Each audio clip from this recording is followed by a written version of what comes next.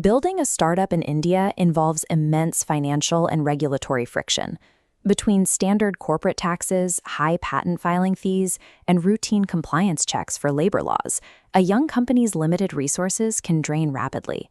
The Indian government maintains a massive pool of resources, including deep tax exemptions and subsidized funding, designed specifically to alleviate these exact pressures. Standard registered companies remain ineligible for these programs. Simply incorporating as a private limited entity provides no legal pathway to these startup-specific benefits. To bridge that gap, you must pass through a specific, mandatory gateway, obtaining DPIIT recognition from the Department for Promotion of Industry and Internal Trade. DPIIT recognition is the prerequisite for every other benefit. It establishes the legal status required to access the government's specific startup growth initiatives. Starting the application requires two mandatory baseline documents. You need your Certificate of Incorporation issued by the Ministry of Corporate Affairs and the entity's PAN card. The deciding factor in whether you receive recognition is a text requirement called the Innovation Statement. This diagram breaks down the four mandatory pillars of a successful innovation statement. You must articulate the specific problem, then explain your proposed solution. Next, you prove the novelty of that idea and demonstrate its potential for commercial scalability. Failing to clarify these four distinct points is the primary reason startups are rejected. A weak or confusing explanation of the core business model halts the process.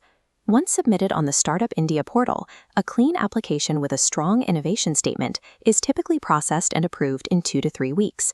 If the reviewing officers flag issues with your documents or your statement, they allow up to 3 correction cycles for founders to fix the errors. Once recognition is secured, that certificate establishes eligibility for several distinct financial and structural advantages. First is the Section 80 IAC tax holiday.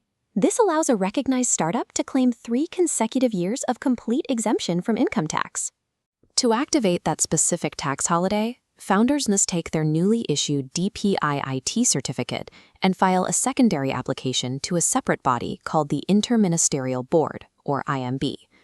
Recognition also qualifies the startup for the government's fast-track scheme for intellectual property. This pushes a startup's patent application to the front of the examination line. The scheme provides heavy financial relief as well, granting up to an 80% rebate on patent filing fees. By combining 3 years of zero income tax with heavily subsidized fast-tracked patents, a founder extends their company's financial runway. The recognition also includes a self-certification benefit.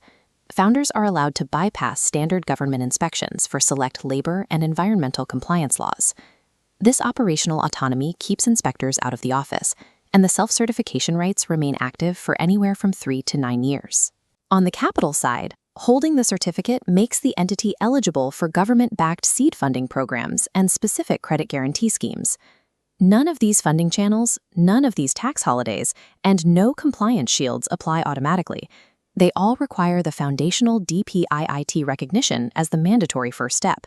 The infrastructure for scaling is already in place.